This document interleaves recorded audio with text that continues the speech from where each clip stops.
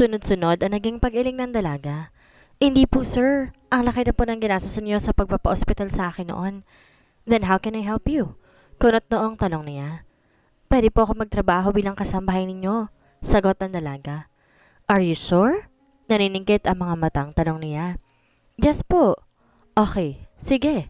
Nangingiting sabi niya. Pabor sa kanya yon para mas lalo pang mapalapit sa kanyang dalaga.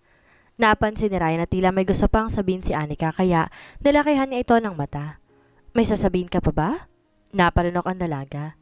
Hindi niya alam kung paano niya sisimulang manghiram ng pera. Sir, pwede po ba ako mag-cash advance? Namumula ang mga pisnging tanong niya. Di niya kasi talaga ugaling mangutang pero sa puntong yon, kinapalan niya munang mukha alang-alang sa kapatid niya. Napangiti ang binata sabay kusot sa buhok niya. Kumain ka na nga. Bukas bibigyan kita ng 2 buwang sahod mo. Umuwi ka muna sa inyo at ayusin mong problema mo. Ani niya at saka maling nagpatuloy sa pagkain. Namimilog pa ang mata ng dalaga na tila hindi makapaniwala. Talaga po sir? Nginitian niya lang ito at saka siya tumango. Hindi niya maiwasang mapabilib sa prinsipyo ng dalaga. Kung tutuusin pwede naman itong kunin ang perang iniaalok niya. Pero mas pinili nitong pagtrabahuhan ang perang ibibigay niya. Parang walang nangyari na bumalik ang sigla ng dalaga. Inabot na nito ang kutsara tinidor at saka ito nagsimulang kumain. Napangiti na lang siya habang pinagmamasdan niya ito. Pagkatapos nilang kumain, inatid na rin siya sa apartment, si Anika. Anika, jowa mo? Agad nabungad sa kanya ni Annette nang magbukas ng pinto. Nakita kasi nito mula sa bintana ang pagbaba niya sa kotse at ang pagkaway ng binata sa kanya bago umalis. Naku, hindi agad na sagot niya. We, tila nanunuksong sabi pa nito. Ngalitian niya lang si Annette saka siya dumiretso sa kwarto. Nakahanda na siyang matulog nang biglang tumunog ang cellphone niya. Hello, Anika. Bungad ni Ryan. Hello po sir, napatawag po kayo. Maaga pa lang meeting ko bukas. Pakidaanan mo na lang sa bahay yung cash advance mo. Sige po sir, kayo pong bahala. Iiwan ko ang pera sa side table sa kwarto ko. Alam mo naman yung passcode ko, di ba? Opo sir, nahulaan ko po. Pagbibida pa ng dalaga. Napakunot ang noon ni Ryan. Nahulaan? What do you mean? Akala ko kinuha mo kay Sir Steven mo. Hindi po sir. Hindi ko po kayo makontak nun eh. Di rin po sumasagot sa tawag si Sir Steven kaya sinubukan ko pong ilagay yung birthday ko.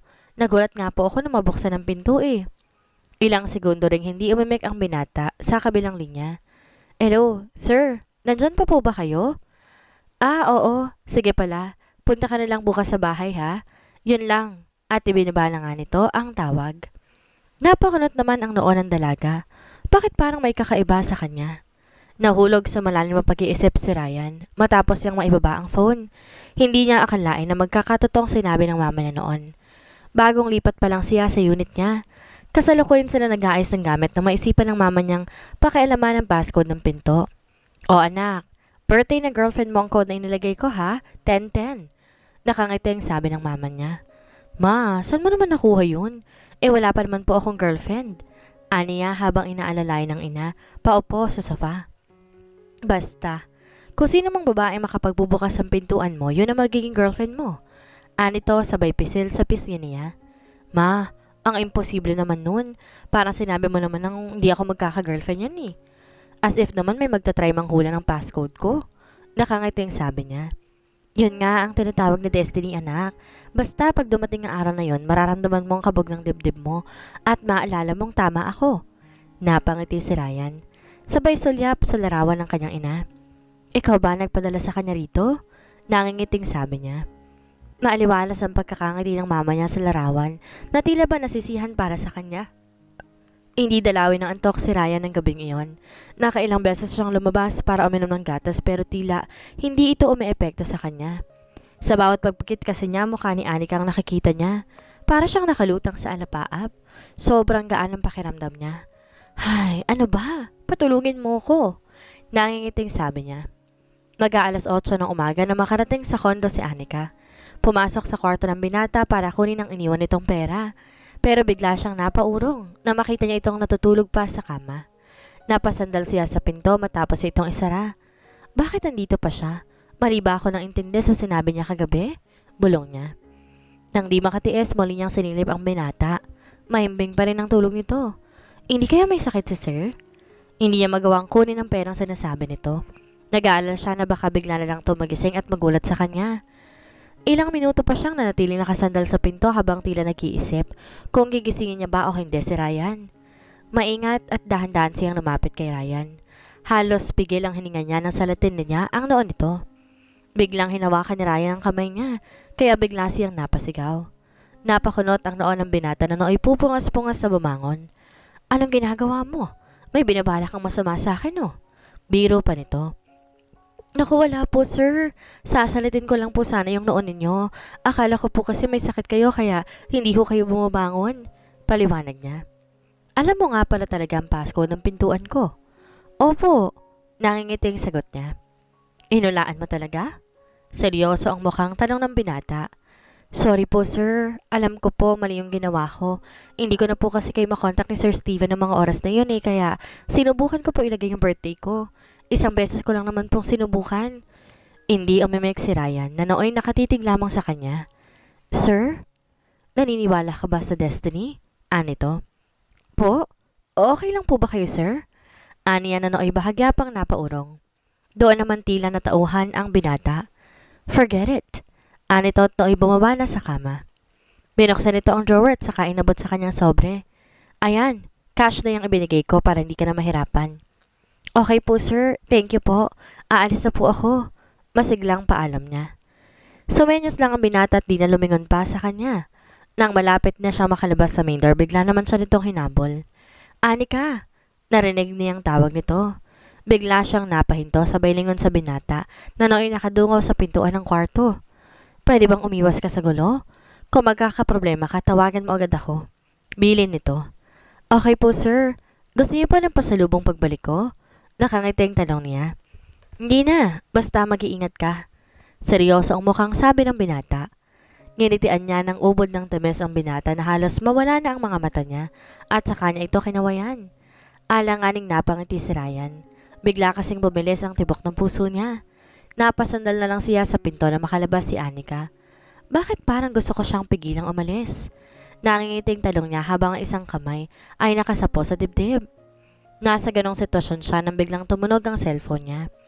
Nagmamadali niyang diniis ang cellphone sa kama sa pag-aakalang si Anika ang tumatawag. Pero bigla na lang siyang napasimangot na makita ang pangalan ni Steven na rumihistro sa phone. Hello boss, nasan ka na? Malapit na magsimula ang meeting. Halos pabulong na sabi nito. Bakit ba bumubulong ka ba? Nasan ka pa? Wala sa loob na tanong niya. Nandito sa conference room at ikaw na lang hinihintay. Pigil ang ines na bulong ni Steven. Let them start. May emergency ako. Ilagay mo sa dulo yung speech ko. Aniya sabay baba ng phone. Hello, boss? Habol ni Steven pero binabaan na siya ng phone ni Ryan. Hindi maipintang mukha ng bakla. Hay, nakakaloka. Aniya habang naglalakad pabalik sa pwesto. Bago pa matapos sa meeting dumating si Ryan at ang dapat sanang opening remarks nito ay nauwi sa closing. Nang mapagsolo sila agad siyang binuweltahan ni Steven. Ryan, umamin ka nga sa akin, bakit na late ka na naman? Ano na naman ba ang nangyari sa jowa mo? Anito habang naglalakad sila pabalik sa opisina. Ganoon sa Steven kapag sobrang imbierna sa kanya, hindi siya nito tinatawag na boss. Sinong jowa? Patay mali siyang tanong niya. Sino pa? E di si delivery girl mo? Mariing sabi ng bakla. Hindi ko siya jowa. Pigil ang ngiting sagot niya. Oo tama, hindi nga. Pero kung umasta ka, daig mo pang asawa. Masyado kang OA, alam mo ba yon? Nagtataray ng sabi ni Steven. Tumigil ka na nga. Ikaw nga yung parang asawa kong pumutak eh. Natatawang sabi ni Ryan na nooy naupo na sa sofa. So tell me, bakit ka nga late? Muling talong ni Steven na nooy dumiretso sa timplahan ng kape. Napahigap ang binata. Hindi ako nakatulog kagabi. Ano?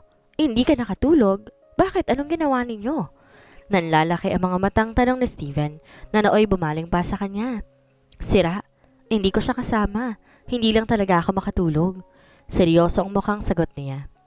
Ngumuso lang si Steven at nagpatuloy sa pagtitimpla ng kape. Iniisip ko siya. Biglang sabi niya. Biglang naibugan ni Steven ang hinihigop na kape. Sabi ko na nga ba eh. Aniya habang pinupunasan ng sarili. Napangiti na lang siya sabay napailing. Naglakad si Steven papunta sa kanya. Bakla ka? Kaya nawawala ka sa sarili, in love ka eh. Hirit ni Steven habang inabot sa kanya ang tasa ng kape. In love na bang tawag doon? Aniya na pilit kinukubli ang kilig. Hay nako, matagal ko nang alam na gusto mo siya. Mula pa noon nabangga mo siya at binantay ng palihim sa ospital. Paano mo nalaman yon? Napakunot ang noong tanong niya. Kinuwento ng papa mo. 1 linggo ka ron natulog sa ospital dahil doon. Nangingiting kwento ni Steven. Si papa talaga. Nangingiting sabi niya. Alam mo bang sinadya ng papa mo na patagalin siya sa ospital para lang makita ka niya araw-araw? Kahit pa nga late ka nang dumating. Ang dami mo raw kasing dahilan kapag inaaya ka niyang bumisita sa kanya. Napangiti na lang ang binata. Napansin niya nga rin ang kakaibang kilos ng papa niya noon, pero hindi niya ito pinansin. Nakafocus kasi ang atensyon niya noon kay Anika. Ikaw lang naman kasi ang denial dyan eh. Gustong gusto mo siya pero hindi mo maamin-amin. Napapailing pang sermon ni Steven sa kanya. I don't think it's the right time para ipaalam ko sa kanya. Bakit naman? Halos magsalubong ang kilay na tanong ni Steven. Komportable siya sa akin ng ganito kami. Baka mabigla siya pag sinabi ko yung feelings ko sa kanya. Napangiwi si Steven. Sabagay, may point ka naman dyan. Paano kung may makilala siyang iba? Imposible naman yun. Napakunot ang noo ni Steven. Anong imposible? Ang ganda-ganda kaya ng jowa mo. Kung naging lalaki nga lang ako, liligawan ko yun eh. Natawa siya. Hindi ka naman papatulan nun. Nangingiting sabi niya. Nanlaki ang mga mata ni Steven. Hoy, kung hindi lang ako naging pusong babae, maraming mahuhumaling sa akin babae, no? Di hamak mas gwapo naman ako sa'yo. Napailing na lang siya sabay higop ng kape. Laking pasasalamat ni Anika na makitang maayos ng lagay ng kanyang ama. Maayos na nitong naihahakbang ang kanang paa, hindi tulad ng iniwan niya ito. Matapos ang ayusin ng bill sa ospital ng kapatid niyang si Drew, naiuwi rin nila ito sa bahay. Papa, ako na po magpapakain kay Drew. Aniya matapos may ayos sa mga gamit ni Drew sa drawer. Anak, kamusta ka naman sa Maynila? Tanong ng ama habang pinapanood silang magkapatid. Lumingon ang dalaga at ngumiti sa ama. Okay naman po ako, Papa. May mga kaibigan na po ako doon. Kwento niya. Ang trabaho mo, kamusta? Hindi ka naman ba nahihirapan? Usisa ng ama. Naku, madali lang po, Papa. Para lang po ako namamasyal araw-araw. Nakangiting sabi niya. Mabuti naman kung ganon. Hindi na ako masyado mag-aalala. Animang Landon. Napalingon si Anika sa ama at nahuli niya ang pagpunas nito sa nangilid na luha sa mga mata. Tumayo siya at yumakap sa ama. Papa, wag niyo po ako alalahanin. May isang tao puro na sa tingin ko padala ni Mama para tumingin sa akin. Lagi niya po akong tinutulungan kapag nagkakaproblema ako. Sobrang bait niya po sa akin. Kwento niya. Masaya ako marinig yan, anak. Sana makilala ko rin ang sinasabi mong tao na yan. Gusto ko siyang pasalamatan. Anito. Ngumiti si Anika. Pinisil ang magkabilang pisngi ni Mang Landon. Smile na, Papa. Matatapos din po ang problema natin. Pilit siyang ngumiti kahit tangingilid na rin ang luha sa mga mata. Ilang araw na rin ang lumipas mula na makauwi siya. Unti-unti nang bumabalik ang dating sigla ni Drew. Nakakapaglaro at humahalakak na rin to gaya ng dati. Wow, magaling na si Bunso! Aniya habang nilalaro ang kapatid. Anak, hindi ka ba hinahanap ng boss mo? Tanong ni Mang Landon na abala sa pagkukutkot ng sirang electric fan. Nakalive po ako ng 1 linggo pa. Aniya. Pa, mukhang malala ng sira ng isang yan ah. Bumili na lang po tayo ng bago para hindi na kayo naiinitan ni Drew. Aniya habang pinapanood ng ama. May pambili ka pa ba dyan, anak? Mukhang wala ng pag-asa isang to eh. Nangingiting sabi ni Mang Landon habang pinagmamasan ang bulok at kalawangan ng electric fan. Meron pa po ako natitirang pera. Meron na rin po tayong palagay dyan sa tindahan ninyo pa para hindi na po kayo maubusan ng allowance sa Drew at hindi nyo pa rin po kailangan bumalik sa construction site. Nakangiting sabi niya. Kinabukasan naging abala si Anika sa pag-ayos ng pinamili sa tindahan kaya hindi niya na nagawang hawakan ng cellphone niya. Halos mapuno ang tindahan ng mga paninda.